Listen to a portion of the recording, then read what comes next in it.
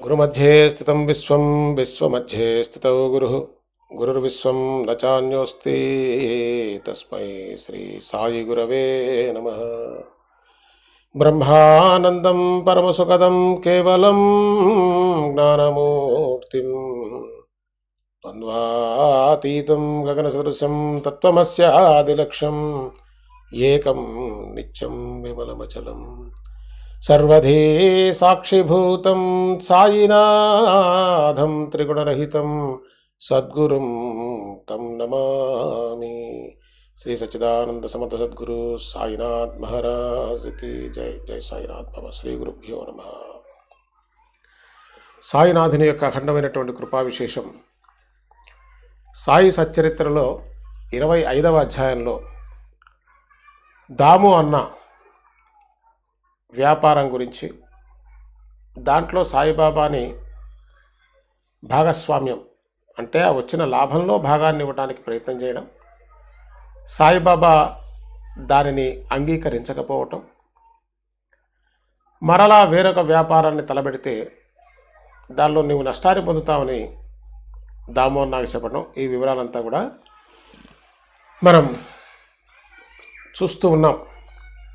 వారి మిత్రుడు ఎవరైతే ఇది ప్రపోజ్ చేశారో వారు ఇతని జాబ్ కోసం, ఇతని యొక్క రిప్లై కోసం ఎదురు చూస్తూ ఉండటం, రిప్లై ప్రతికూలంగా రావటం వల్ల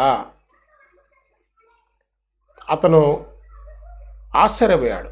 ఇదేమిటి దాము అన్న ఇట్లా రిప్లై చేశాడు అని తాను అనుకుంటున్నాడు. కర్మగతి ఎంత విచిత్రం అని అనుకున్నాడు.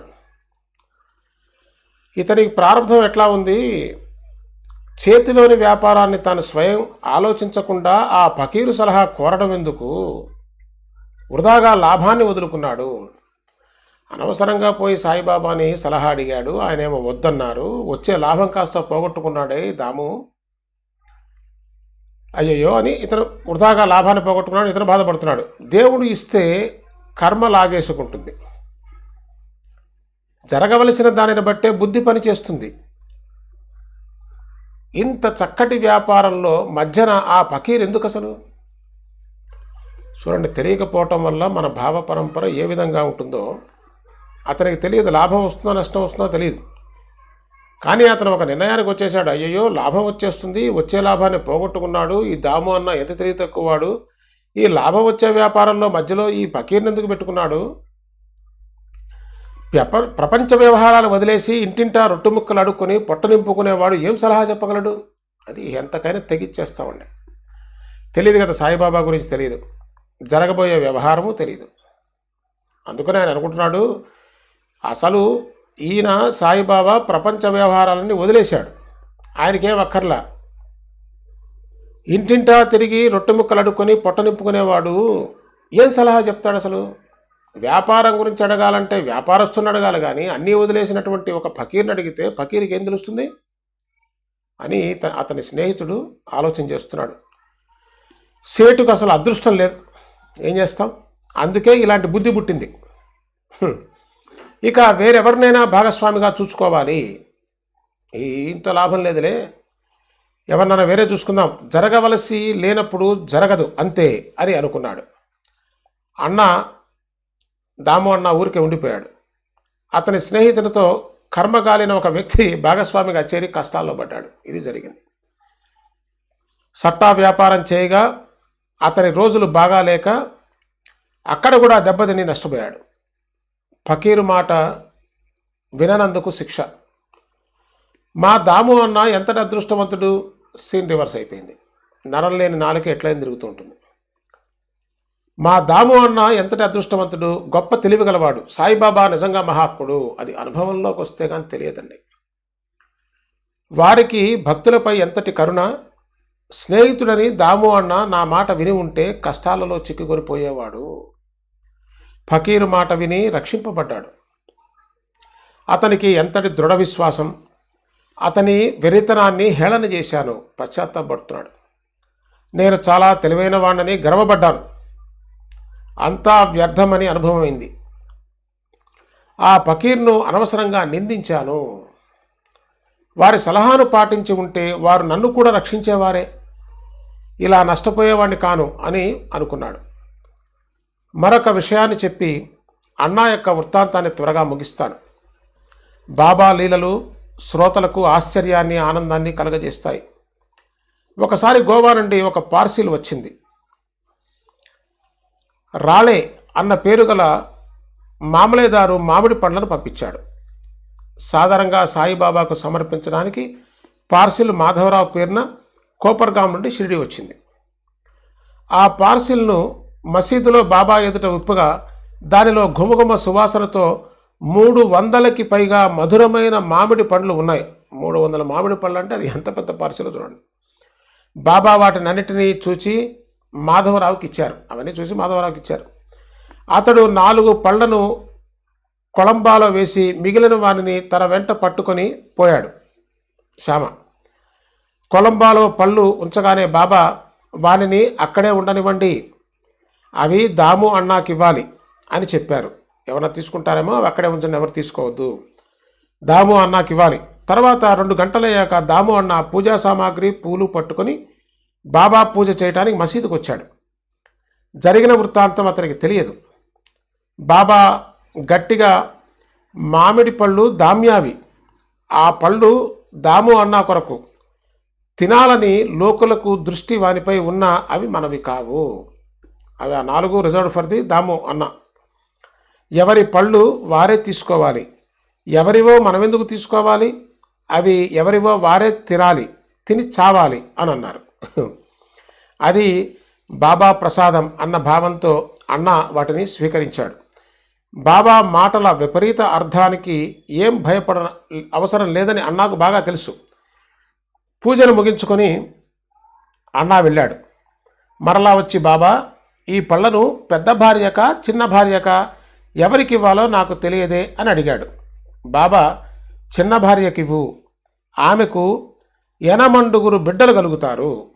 అంటే బిడ్డలు లేకుండా ఉన్నారు కదా, ఆ చిన్న భార్యకి ఇచ్చినట్లయితే 8 మంది పిల్లలు పుడతారు, 4 మగపిల్లలు 4 ఆడపిల్లలు ఈ మామిడి పళ్ళ లీల వలన కలుగుతారు అని చెప్పారు. దాము అన్నాకు పుత్ర సంతానం లేకపోవటం వలన అనేక ప్రయత్నాలు చేశాడు. సాధు సత్పురుషులను ఆశ్రయించి వారి అనుగ్రహం మరియు ఆశీస్సుల కోసం వారిని భజించేవాడు. గ్రహాల అనుగ్రహం కోసం జ్యోతిష్యం విద్య నేర్చుకుని స్వయం జ్యోతిష్యుడయ్యాడు. జ్యోతిష్యం ప్రకారం తనకు సంతాన ప్రాప్తి లేదని తెలుసుకొని అతడు నిరాశ చెందాడు. ఇది చాలా గొప్ప ఉదాహరణ అండి. మనకు అనేక ఉదాహరణలు సాయి సచరిత్రలో కనిపిస్తాయి. అందులో ఒక అద్భుతమైనటువంటి ఉదాహరణ ఏంటంటే, దాము అన్నకి వాస్తవంగా పుత్ర సంతాన యోగ్యత అతని యొక్క ప్రారంధంలో లేదు. బిడ్డల పుత్రులు కానివ్వండి, కుమారులు కానివ్వండి, కుమార్తెలు కానివ్వండి, ఎవరు పుట్టేటువంటి బిడ్డలు కలిగేటువంటి అవకాశం అతని జాతక చక్రంలో లేదు. ఎవరినో అడిగింది కాదు, తానే స్వయంగా నేర్చుకొని మరీ జ్యోతిష్కుడయ్యాడు అతను. కానీ అయినా సాయి సత్పురుషుని ముఖతః వచ్చిన వచనాలు, వారి ప్రసన్నత అతనికి మరలా ఆశను ధైర్యాన్ని కలిగించాయి.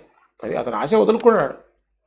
కానీ బాబా ఎప్పుడైతే ఈ 4 పళ్ళు దామ్యా తినాలి, 8 మంది పిల్లలు పుడతారు, అందున చిన్న భార్యకి ఇవ్వమని చెప్తాడు. దాము అడిగినప్పుడు ఎవరికి ఇవ్వాలి సాయిబాబా అంటే,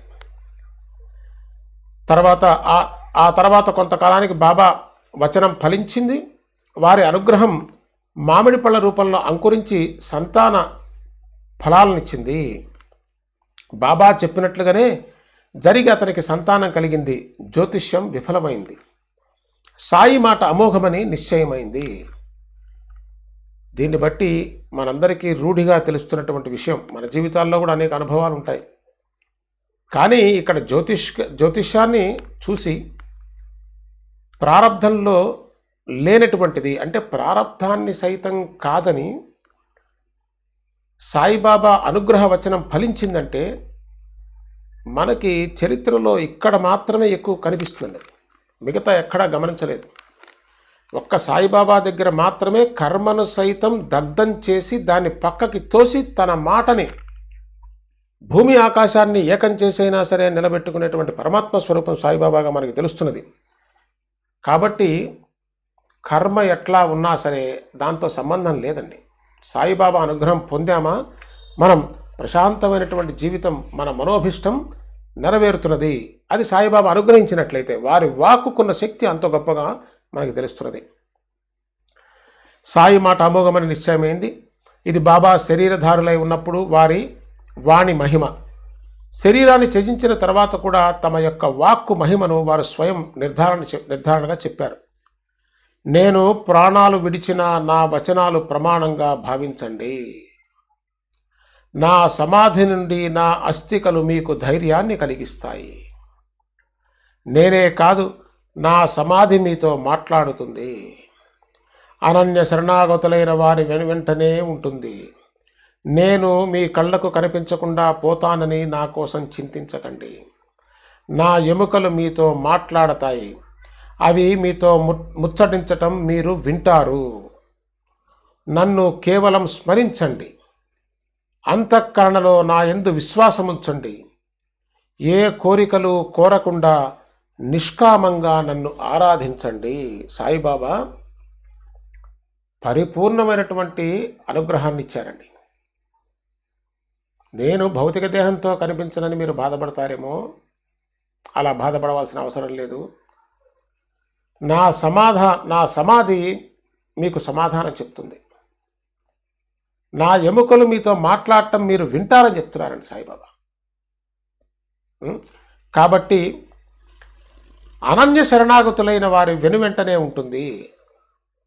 నేను మీ కళ్ళకు కనిపించకుండా పోతానని నా కోసం చింతించకండి. నా ఎముకలు మీతో మాట్లాడతాయి. అవి మీతో ముచ్చటించడం మీరు వింటారు. నన్ను కేవలం స్మరించండి. అంతఃకరణలో నా యందు విశ్వాసం ఉంచండి. ఏ కోరికలు కోరకుండా నిష్కామంగా నన్ను ఆరాధించండి. ఇది సాయిబాబా వారు చెప్పిన మాట. మీరు కృతకృత్యులై శుభాలను పొందుతారు. అది ఏ కోరిక లేకుండా సాయిబాబాని ఆరాధించాలటండి. దానివల్ల ఏమిటంటే మనం కృతకృత్యులమై శుభాలను పొందుతాం. భక్తుల కోరికలను తీర్చే ఓ కల్పతరువా శ్రీ సమర్థ సద్గురు సాయి సద్గురు, మీ చరణాల నుండి వియోగం కలగకుండా కరుణించమని హేమాడ్ ప్రార్థిస్తున్నాడు. గురువర, భక్తజన కరుణాకర, పరుగునరా, ఈ ప్రపంచములో విశ్రాంతి అంటూ లేదు. కనుక ఈ జనన మరణాలు ఇక చాలు. మేము మా స్వభావానుసారం ప్రవృత్తి పరులం. ఎప్పుడు బాహ్యమైన విషయ సుఖాలలోనే ఆలోచిస్తూ ఉంటాము. మమ్ము ఈ విషయభోగాల నుండి మరల్చి మా మనోవృత్తిని అంతర్ముఖం చెయ్యండి. ప్రార్థన చేస్తున్నారు. మనందరం కూడా చేయవలసిన ప్రార్థన కూడా అదే. ఈ భవసాగరంలో తరంగాల వలె ఊగిసలాడుతున్నాం. సమయానికి సరిగ్గా మీ అభయస్థాన్ని ఇచ్చి ఈ భవం నుండి విముక్తులను చేయండి. ఇంద్రియాలు స్వేచ్ఛగా దురాలోచనల్లో దురాచారాలలో ప్రవేశిస్తాయి. ఉచ్ఛృంఖలంగా ప్రవహించే ఈ నదికి ఆనకట్ట కట్టి ఇంద్రియాలను వెనకకు మరలించండి. ఇంద్రియాలు అంతర్ముఖం కానంత వరకు ఎప్పటికీ ఆత్మదర్శనం కాదు. ఆత్మ సాక్షాత్కారం లేకపోతే ఆత్యంతిక సౌఖ్యము సాధ్యం కాదు. జన్మ నిరర్ధకమవుతుంది. అంతిమ సమయంలో భార్యాపుత్రులు కానీ మిత్రులు కానీ చివరి వరకు ఎవరూ కూడా పనికిరారు. మాకు తోడుగా ఉండి ముక్తిని ఆనందాన్ని ప్రసాదించేది మీరు ఒక్కరే సాయిబాబా.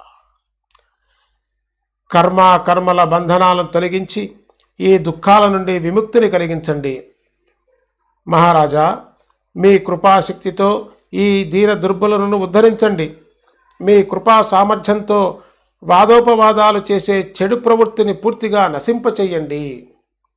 సాయి మహారాజా, పావనమైన మీ నామస్మరణ యందు మా జిహ్వకు రుచి కలగనీయండి.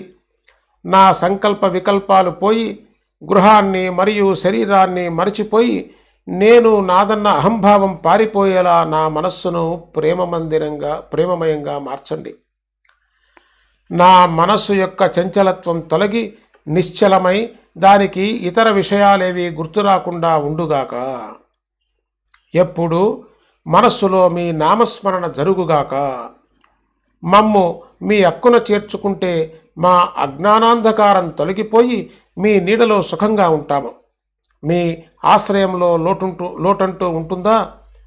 మీరు మా వెన్ను తట్టి మమ్ము మేల్కొల్పి మాకు మీ చరితామృతాన్ని తాగించారు.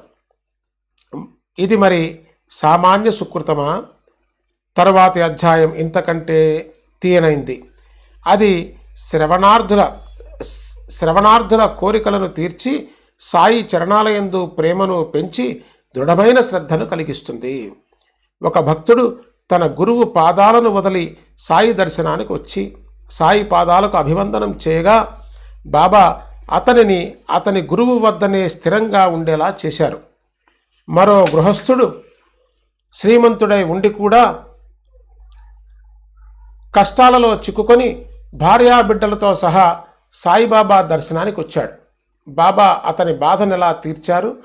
అపస్మారంలో ఉన్న అతని పుత్రుని వ్యాధిని కేవలం దర్శనంతో తొలగించి అతనికి పూర్వపు దృష్టాంతాన్ని గుర్తు చేసినటువంటి విషయాన్ని వినండి.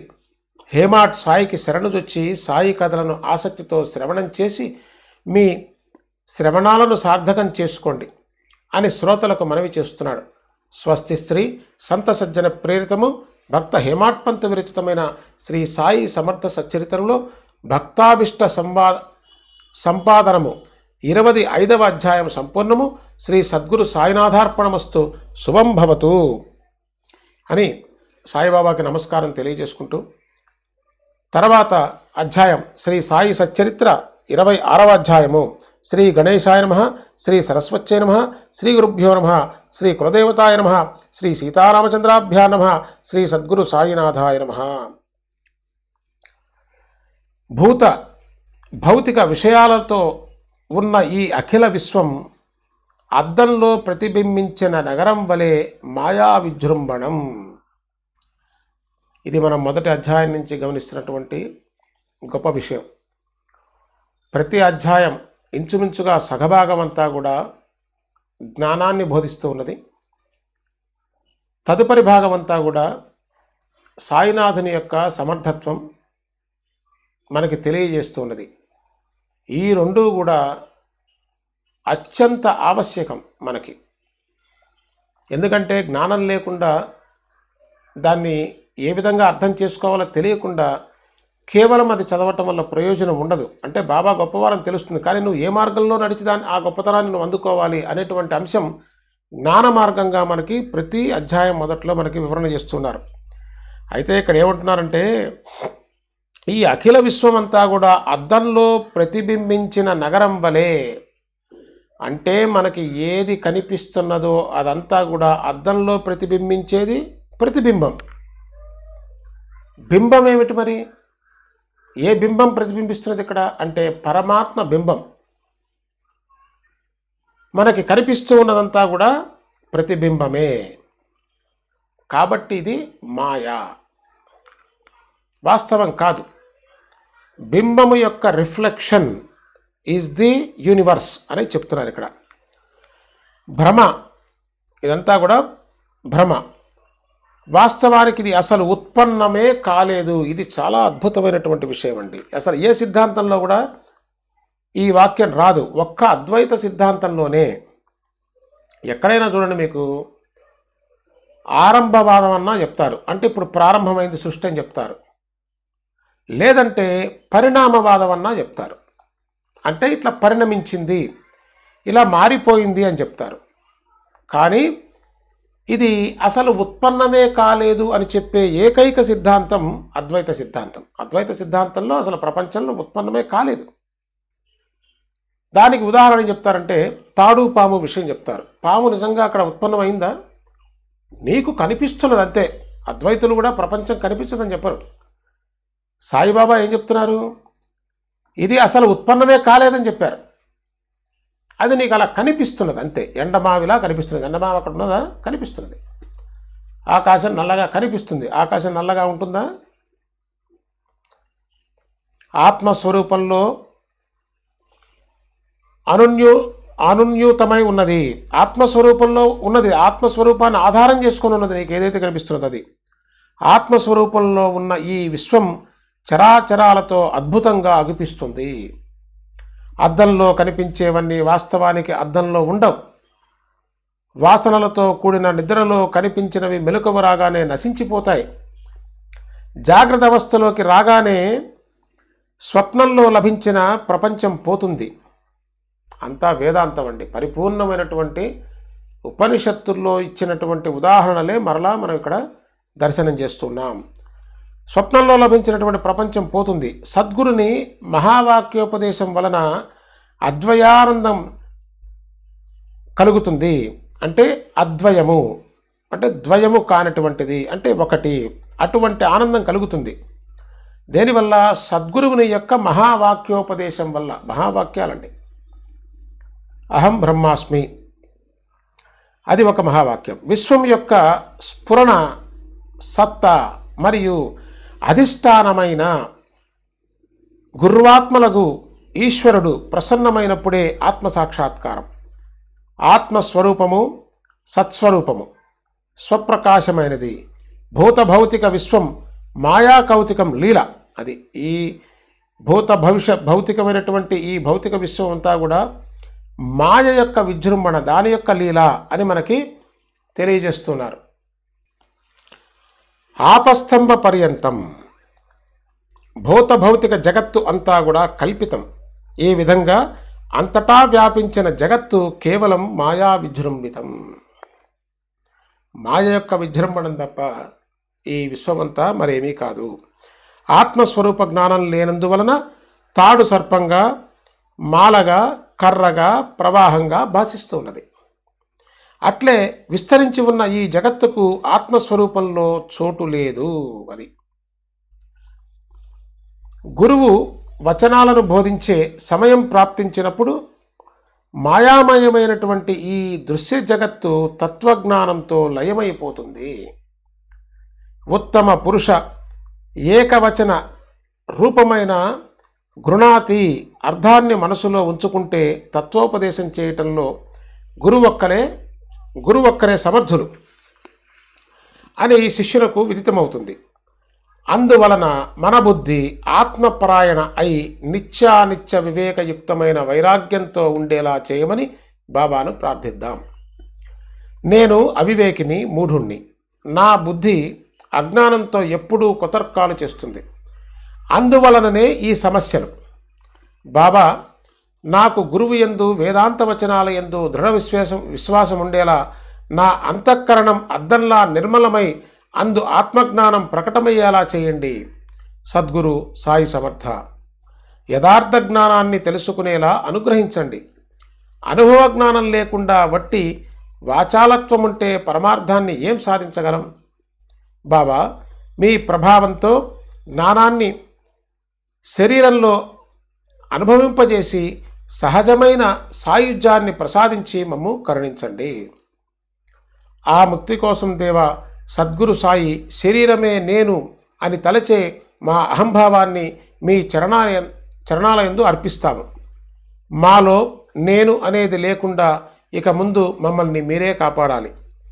మా శరీరాభిమానాన్ని తీసేసుకోండి. మాకు సుఖదుఖాలు తెలియకుండా పోవాలి. మీ ఇచ్ఛానుసారం మీ సూత్రాన్ని నడిపించి మా మనస్సులను అరికట్టండి. లేదా మా అహంభావం కూడా మీరే అయి మా సుఖదుఖాల అనుభవాలను కూడా మీరే తీసుకోండి. మాకు వాని చింత వద్దు.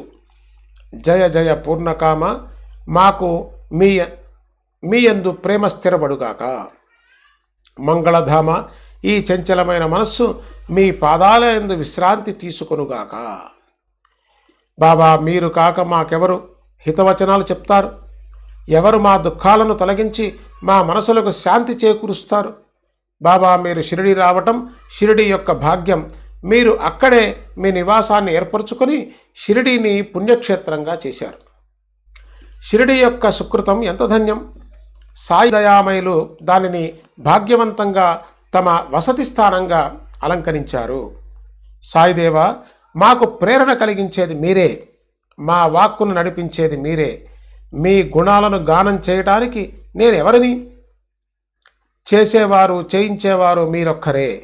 మీతో నిత్య సమాగమం మాకు ఆగమ నిగమాలు.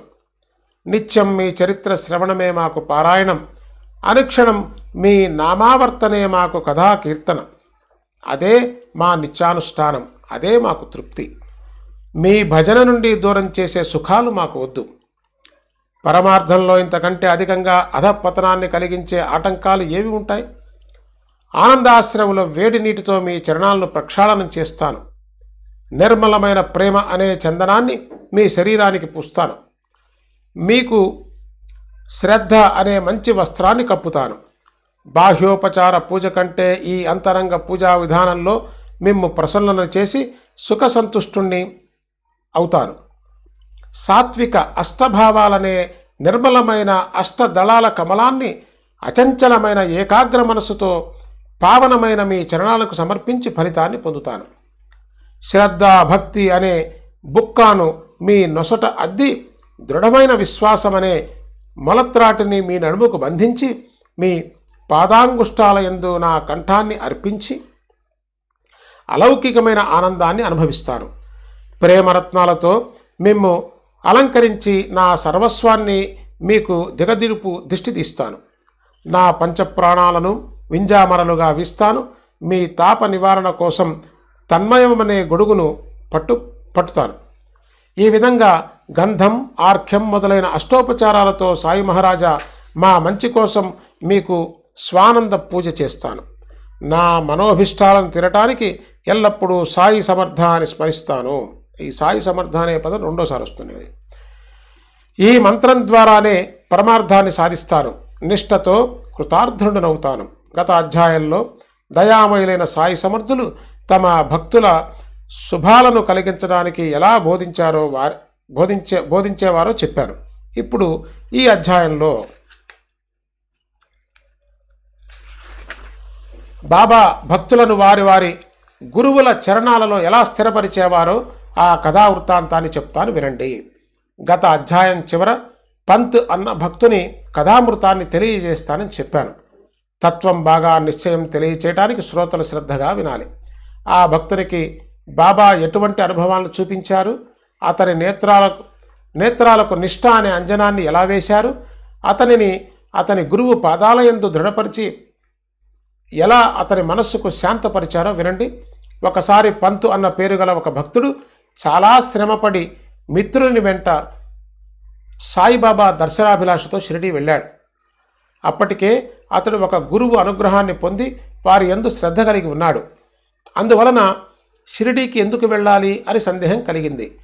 అయినా వారి వారి భాగ్యం కొద్దీ అనుకోకుండానే అదృష్టం కలిసి వస్తుంది. అలా అతనికి సాయి దర్శన భాగ్యం లభించి అమోఘమైనటువంటి సుఖం కలిగింది. తానొకటి తలచితే దైవం మరొకటి తలచు. విధి ఎదుట ఎవరిది సాగదు కదా. ఆ విషయాన్ని ఇక స్వస్థచిత్తులై వినండి. కొంతమంది షిరిడీ వెళ్ళాలని నిశ్చయించుకొని తమ ఇళ్ల నుండి బయలుదేరి అందరూ కలిసి రైలు బండిలో ఆనందంగా కూర్చున్నారు. వారు బండిలో ఎక్కేసరికి అక్కడే కూర్చొని ఉన్న పంతుకు వారంతా షిరిడీ వెళ్తున్నట్టు తెలిసింది. పంతు స్నేహితులు, బంధువులు వారిలో ఉన్నారు. పంతుకు షిరిడీ వెళ్ళాలని లేకపోయినా వారి బలవంతం వలన ఇరుకునబడ్డాడు. పంతు మొదట ఎక్కడి వరకు వెళ్ళాలని అనుకున్నాడో అక్కడి వరకే టికెట్ తీసుకున్నాడు. తర్వాత తన ఆలోచన మార్చుకున్నాడు. కానీ మిత్రులు, బంధువులు తమ వెంట షిరిడీ రమ్మని ఒత్తిడి చేయగా పంతు సరేనన్నాడు. పంతు విరార్లో దిగాడు. మిత్రులు ముంబైకి వెళ్ళారు. చేతి ఖర్చుకు అప్పు తీసుకుని పంతు కూడా ముంబైకి వెళ్ళాడు. మిత్రుల మనస్సు కష్టపెట్టకూడదని తన గురువు అనుమతిని తీసుకుని అందరూ కలిసి ఆనందంగా షిరిడీ వెళ్ళారు. ఉదయం 11 గంటల సమయాన అందరూ మసీదుకు వెళ్ళారు. అక్కడ భక్తులు బాబా పూజకు గుంపులుగా ఉండటం చూచి వారికి చాలా ఉత్సాహం కలిగింది. బాబాను దర్శించుకొని అందరూ ఆనందించారు. ఇంతలో పంతుకు తల తిరిగి తెలివి తప్పి పడిపోయాడు. అతని ప్రాణం నీరసించిపోయింది. శరీర చేష్టలు లేకుండా పోయింది. అతని వెంట ఉన్న వారికి భయోందోళనలు కలిగాయి. కానీ సాయిబాబా యొక్క కృపాదృష్టి పడింది. మిత్రులు పంత్ మస్తకంపై నీరు చల్లగా అతనికి తెలివి వచ్చింది. తేరుకొని గాబరా పడుతూ లేచి కూర్చున్నాడు. నిద్ర నుండి అప్పుడే లేచినట్లు అనిపించింది. బాబా సర్వజ్ఞులు. పంతు అదివరకే ఒక గురువుకు శిష్యుడన్న విషయాన్ని గ్రహించి అతనికి ధైర్యాన్ని, అభయాన్ని ప్రసాదించి అతని నిష్టను అతని గురువు యందే స్థిరపరిచారు. ఎలాంటి సందర్భంలోనైనా మన ఆశ్రయాన్ని విడిచిపెట్టకూడదు. ఎల్లప్పుడూ స్థిరంగా ఉంటూ అనన్యంగా అందరిలో ఏకత్వాన్ని చూడు అని చెప్పారు. పంతుకు అది బాగా అర్థమైంది. తన గురువు స్మరణకు వచ్చారు. సాయిబాబా యొక్క అనుగ్రహం జీవితమంతా గుర్తుంది. అట్లే ముంబై పట్టణ నివాసి హరిశ్చంద్ర అన్న ఒక గృహస్థుడు పుత్రుడు అపస్మారక రోగగ్రస్తుడు కావడం వలన ఎంతో దుఃఖపడసాగాడు. దేశ విదేశాల్లోని వైద్యులయ్యారు, కానీ ఏమీ నయం కాలేదు. అందరి ప్రయత్నాలు వ్యర్థమై సాధు సత్పురుషులు మిగిలారు. క్రీస్తు శకం 1910 సంవత్సరంలో దాసగను సంకీర్తనతో సాయినాథుని కీర్తి బాగా వ్యాపించి షిరిడి యాత్ర చేసేవారు అధికమయ్యారు. చిన్న గ్రామమే అయినా గొప్ప భాగ్యం వలన షిరిడి పండరీపురం వలె అత్యంత మహిమ కలదవటం వలన యాత్రికులు అధికంగా వచ్చేవారు. సాయిబాబా కేవలం దర్శనంతోనో లేదా కేవలం హస్తస్పర్శతోనో లేదా వారి కృపాదృష్టితోనో రోగాలను తొలగిస్తారని అనేకులకు అనుభవమైంది. బాబాకు అనన్య శరణుజొచ్చిన భక్తులు శుభాలను పొందుతారు. బాబా భక్తుల కోరికను తెలుసుకొని వారిని తీర్చుతారు. వారి విభూతితో పిశాచాలు పారిపోతాయి. వారి ఆశీర్వచనంతో దుఃఖాలు తొలగిపోతాయి. వారి కృపాకటాక్షంతో బాధలు నశిస్తాయని ప్రజలు షిరిడీకి పరుగున వస్తారు. బాబా యొక్క మహత్యాన్ని దాసగను గ్రంథాలలో కథా సంకీర్తనలోనూ కర్ణాకర్ణిగా విని పితలేకు బాబా దర్శనం చేసుకోవాలని కోరిక కలిగింది. పూర్వపుణ్య ఫలితంగా పితలే భార్యాబిడ్డలను రకరకాల పళ్లను వెంట తీసుకుని షిరిడీకి వచ్చాడు. పుత్రుని బాబా పాదాలపై పడవేసి తాను స్వయం సాష్టాంగపడ్డాడు. అప్పుడు ఒక విపరీతం జరిగేసరికి పితలే చాలా గాబరా పడ్డాడు. సాయిబాబాను ముఖాముఖి చూడగానే పితలే కుమారుడు కళ్ళు తిరిగి అకస్మాత్తుగా తెలివి తప్పి పడిపోయాడు.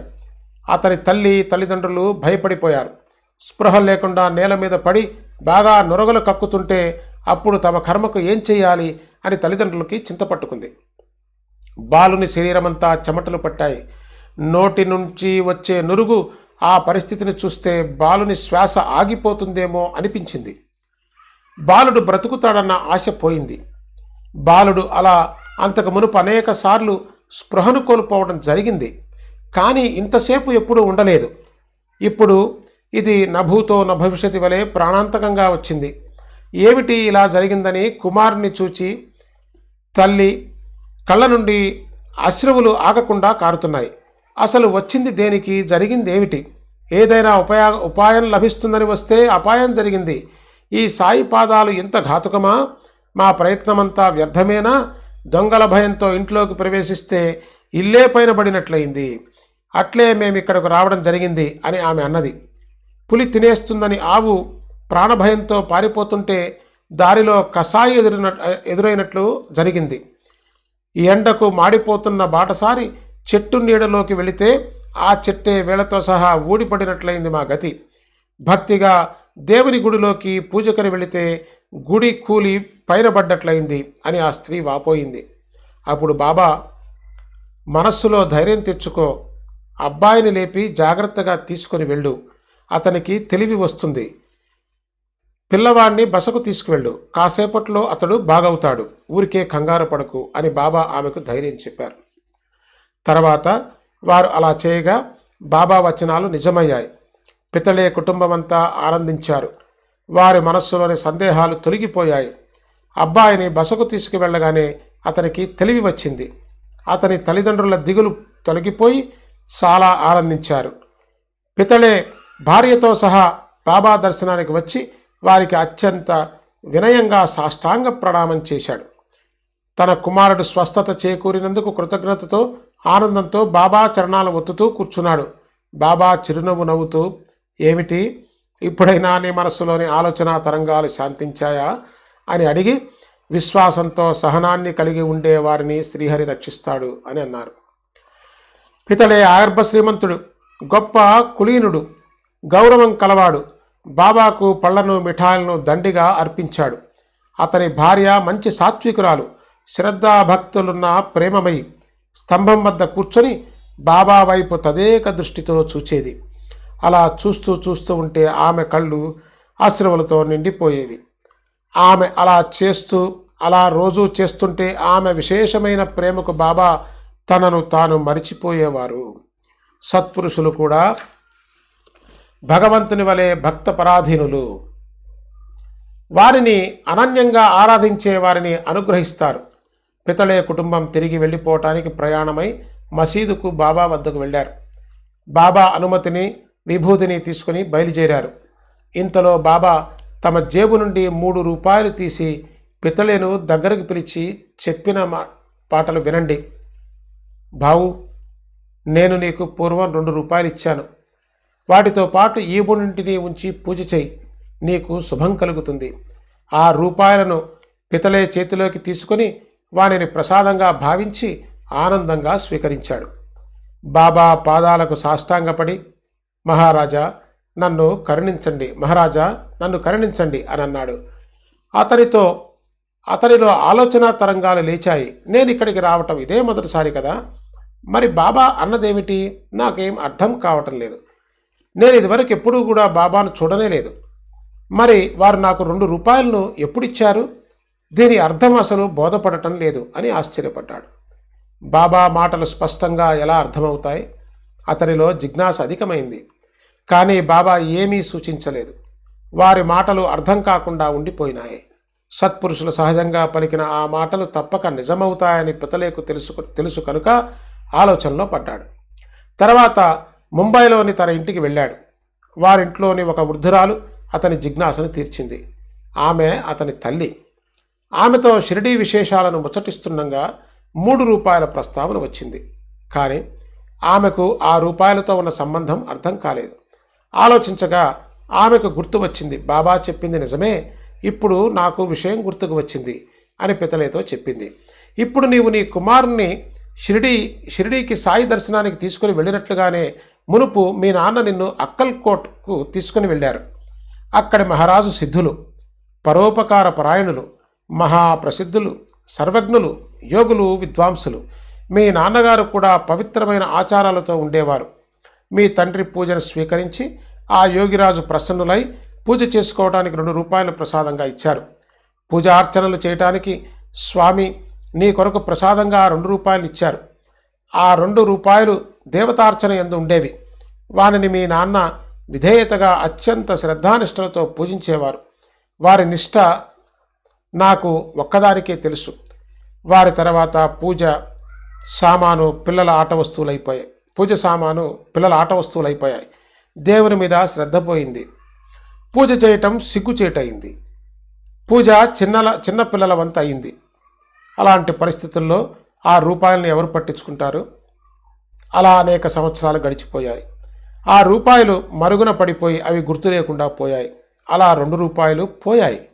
మరచిన దానిని గుర్తు చేయటానికి, నీ కష్టాలను తొలగించడానికి నీ భాగ్యం కొద్దీ అక్కల్కోట్ మహారాజ్ సాయి రూపంలో కలిశారు కనుక ఇక నుండి కుతర్కాలు, సందేహాలు వదిలిపెట్టు.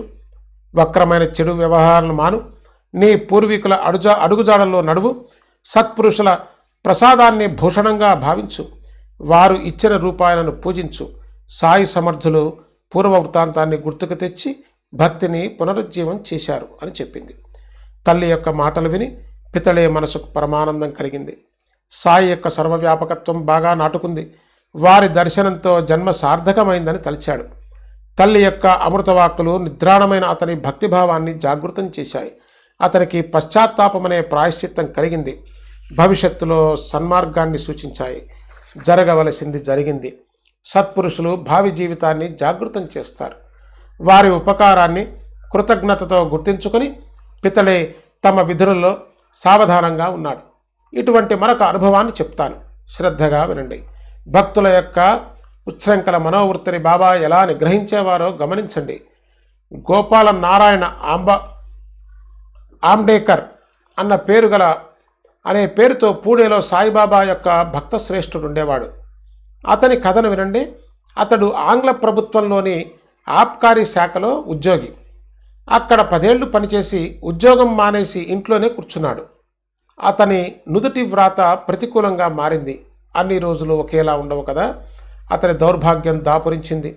గ్రహాల దశ వలన కలిగే కష్టాలను అనుభవించకుండా ఎవరు తప్పించుకోగలరు?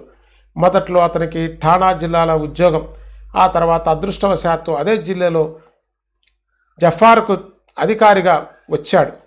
అక్కడే నిరుద్యోగి అయ్యాడు. ఉద్యోగం ఆకు మీద నీటి బొట్టు క్షణభంగురం. అది పోతే మరలా లభించటం మాటల.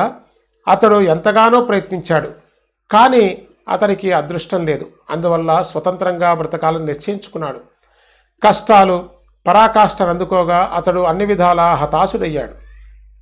ఉన్న డబ్బంతా ప్రతి ఏడు ఊడ్చుకొని పోయి కష్టాలపైన కష్టాలు వచ్చి బాగా దిగజారి అతని ఇంటి పరిస్థితి భరించలేనంత బాధాకరమైంది. ఈ విధంగా 7 సంవత్సరాలు గడిచాయి. ప్రతి సంవత్సరం షిరిడీకి వెళ్ళి బాబాకు సాష్టాంగ ప్రణామం చేసి వారి ముందు తన బాధను ఏకరువు పెట్టేవాడు. క్రీస్తు శకం 1916వ సంవత్సరంలో పూర్తిగా విసుగు చెంది షిరిడీ క్షేత్రానికి వెళ్ళి అక్కడ ఆత్మహత్య చేసుకోవాలని నిర్ణయించుకున్నాడు. భార్యతో సహా వెళ్ళి అక్కడ 2 మాసాలున్నాడు. ఒకరోజు రాత్రి జరిగిన వృత్తాంతాన్ని వినండి. అంబాడేకర్ దీక్షిత్తువాడ ఎదుట ఒక ఎద్దుబండి మీద కూర్చొని ఉండగా అతనిలో ఆలోచన తరంగాలు లేచాయి. అతనికి జీవితంపై విసుకెత్తిపోయింది. అత్యంత ఉదాసీనుడై, చాలు బాబు, ఈ కష్టాలిక వద్దు, జీవించాలన్న కోరిక నాకు లేదు అని తలచి ప్రాణాలపైన ఆశను వదిలేసి అంబాడేకర్ బావిలో దూకటానికి సిద్ధమయ్యాడు. సమీపంలో ఎవరూ లేని ప్రశాంత సమయంలో నా సంకల్పాన్ని నెరవేర్చుకొని కష్టాలను తొలగించుకుంటాననుకున్నాడు. ఆత్మహత్య ఘోరమైన పాపమైన అతడు తన నిశ్చయాన్ని దృఢం చేసుకున్నాడు. కానీ సూత్రధారులైన సాయిబాబా అతని దురాలోచనలు తొలగించారు. అక్కడికి 4 అడుగుల దూరంలో ఒక భోజనశాల యజమాని ఇల్లు ఉంది. అతనికి కూడా బాబాయే ఆధారం. అతడు కూడా బాబా యొక్క పరిచారకుడు. ఆ సగుణుడు తన ఇంటి గుమ్మం వద్దకు వచ్చి అంబాడేకర్ను, ఈ అక్కల్కోట మహారాజు పుస్తకం ఎప్పుడైనా చదివావా అని అడిగాడు. ఏది చూడని, ఏం పుస్తకం అంటూ అంబాడేకర్ పుస్తకాన్ని చేతిలోకి తీసుకుని మామూలుగా పుటలు తిరగేస్తూ మధ్య నుండి చదవసాగాడు. కర్మ ధర్మ సంయోగం ఎలా కలిసి వచ్చిందంటే అనుకోకుండా అతడు చదివే విషయం అతని ఆలోచనకు సరిగ్గా సరిపోయింది. అతని మనస్సుకు బాగా నాటుకునేలా సహజంగా వచ్చిన కథను శ్రోతలకు పూర్తిగా చెప్పాలంటే గ్రంథం పెద్దదైపోతుందన్న భయంతో సంక్షిప్తంగా మనవి చేస్తాను. అక్కల్కోటలో ఆత్మనిష్టలో ఉన్న సత్పురుష శ్రేష్ఠులైనటువంటి మహారాజు ఉన్నప్పుడు అక్కడ వ్యాధిగ్రస్తుడైన ఒక భక్తుడు భరించలేనంత బాధపడుతుండేవాడు. తన వ్యాధి తొలగిపోతుందన్న ఆశతో ఆయనకు చాలా రోజులు సేవ చేశాడు. ఆ బాధ ఇక ఏమాత్రం సహించలేక చాలా నిరుత్సాహపడిపోయాడు. ఆత్మహత్య చేసుకోవాలని నిశ్చయించుకొని ఒక రాత్రి సమయాన ఒక బావి వద్దకు వెళ్ళి దానిలో దూకాడు. అంతలో మహారాజు అక్కడికి వచ్చారు. స్వహస్తాలతో అతన్ని బయటికి లాగి అనుభవించవలసిన కర్మనంతా అనుభవించి తీరాలి అని ఉపదేశించారు. మన పూర్వజన్మ కర్మ అయిన కుష్ఠవ్యాధిని కానీ ఇతర రోగ బాధలు కానీ పూర్తిగా అనుభవించకుండా ఆత్మహత్య ప్రయత్నం ఏం చేయగలదు? అనుభవించాల్సిన కర్మ పూర్తి కాకపోతే మరొకసారి జన్మించవలసి వస్తుంది. అందువలన ఈ కష్టాన్ని కాస్త ఓర్చుకో, ఆత్మహత్య చేసుకోకు అని బోధించారు. ఆ సందర్భానికి సరిగా సరిపోయిన ఆ కథను చదివి అంబాడేకర్ మనసులో చకితుడయ్యాడు. బాబా యొక్క సర్వవ్యాపకత్వాన్ని గ్రహించి అక్కడే కూర్చుండిపోయాడు. పూర్వజన్మ కర్మను అనుభవించి తీరాలి అని బాబా సమయానికి సరిగ్గా సూచించబట్టి నేను దుస్సాహసం చేయకపోవడం మంచిదే అయింది అని అనుకున్నాడు. ఆ అనుభవం అతనికి అశరీరవాడి పలుకు వలె అనిపించింది. సాయి చరణాలలో అతనికి దృఢ విశ్వాసం కలిగింది. ఇది సాయి యొక్క అఘటిత ఘటన. సగుణుని ముఖతః సాయి యొక్క సంకేతం ఆ పుస్తకం ద్వారా కాస్త ఆలస్యంగా అంది ఉంటే ఈ జన్మ నశించిపోయేదే కదా. ఈ జీవితాన్ని పోగొట్టుకునేవాణ్ణి, కుటుంబానికి ఘోరమైన కష్టాలను కలిగించేవాణ్ణి, భార్యకు అనర్థం కలిగేది, స్వార్థాన్ని పరమార్థాన్ని పోగొట్టుకునేవాణ్ణి. బాబా సగుణుని ప్రేరేపించి ఆ పుస్తకం మిషతో నన్ను ఆత్మహత్య నుండి విరమించుకునేలా చేశారు అని తలపోశాడు. ఆ విధంగా జరగకపోతే పాపం అతడు వృధాగా ప్రాణాలు పోగొట్టుకునేవాడే. కానీ సాయి వంటి రక్షకుడు ఉండగా చంపేవాడు అతనిని ఎలా చంపగలడు? అంబాడేకర్ తండ్రికి అక్కల్కోట స్వామి యందు భక్తి, అట్లే అతనికి కూడా అలాంటి భక్తి ఉండాలని బాబా ఈ అనుభవాన్ని కలిగించారు. ఆ తర్వాత అంతా బాగా జరిగింది. ఆ రోజులు గడిచిపోయినాయి. అంబాడేకర్ జ్యోతిష విద్యలో బాగా పరిశ్రమ చేసి ఆ ఫలితంగా బాగా అభివృద్ధి చెందాడు. సాయి కృపా ప్రసాదంతో అతనికి మంచి రోజులు వచ్చాయి. జ్యోతిష శాస్త్రంలో ప్రావీణ్యాన్ని సంపాదించాడు. పూర్వపు దైన్యావస్థ తొలగిపోయింది. అతనికి గురుచరణాలలో ప్రేమ అధికమైంది. సుఖంగా క్షేమంగా ఉన్నాడు. గృహంలో సుఖశాంతులు నెలకొనగా పరమానందాన్ని పొందాడు. ఇటువంటివి లెక్కలేనని చమత్కారాలు ఒకదానికంటే మరొకటి గొప్పవి. ఇలా చెబుతూ ఉంటే గ్రంథం విస్తారమైపోతుంది కనుక సంక్షిప్తంగా చెప్తాను. హేమాడ్ సాయి చరణాలలో శరణుజొచ్చి తర్వాతి అధ్యాయంలోని మధుర కథనం బాబా శ్యామకు విష్ణు సహస్రనామాన్ని ప్రదానం చేశారు. శ్యామ వద్దు వద్దు అంటున్నా అతనిపై అత్యంత ప్రేమ ఉన్న బాబా అతనికి బలవంతంగా విష్ణు సహస్రనామాన్నిచ్చి అందులోని మహత్యాన్ని ఆనందంగా వర్ణించారు. ఆ కథను శ్రద్ధగా వినండి. అనుగ్రహ ప్రదాన సమయం వచ్చినప్పుడు శిష్యునికి అసలు కోరిక లేకపోయినా బాబా దానిని ప్రదానం చేయడం కనిపిస్తుంది. అలౌకికమైన అనుగ్రహాన్ని సద్గురువు ఎలా ప్రసాదిస్తారన్నది అధ్యాయంలో కనిపిస్తుంది. దీనిని శ్రోతలు శ్రద్ధగా వినండి. శుభాలకే శుభాన్ని చేకూర్చే ఈ సాయి గుణాలకు నిధి వారి పవిత్ర చరిత్ర శ్రవణం మరియు కీర్తనం మహాభాగ్యం. స్వస్తి శ్రీ సంత సజ్జన ప్రేరితము భక్త హేమాడ్ పంత్ విరచితమైన శ్రీ సాయి సమర్థ సచ్చరిత్రలో అపస్మార ఆత్మహత్య నివారణం మరియు నిజగురు పదస్థిరీకరణము 26వ అధ్యాయం సంపూర్ణము. శ్రీ సద్గురు సాయినాథార్పణమస్తు. శుభం భవతు. సమర్థ సద్గురు సాయినాథ్ మహారాజ్ కి జై. జై సాయినాథ్ బాబా. శ్రీ గురుభ్యో నమః.